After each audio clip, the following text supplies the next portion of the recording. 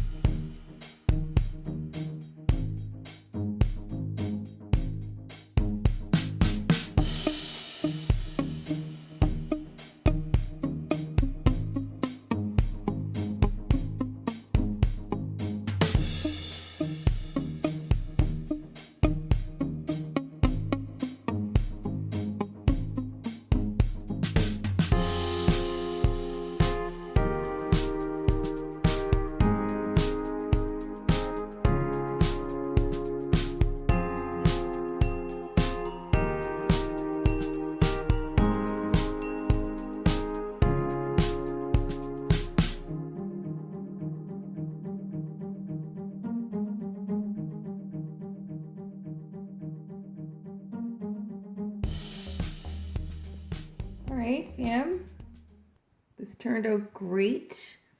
Looks just like the other one. Again, it does have that marble look. Absolutely. I'm glad I went in and added in some more of that bronze. But yeah, can't wait till all these are done. I see them all together.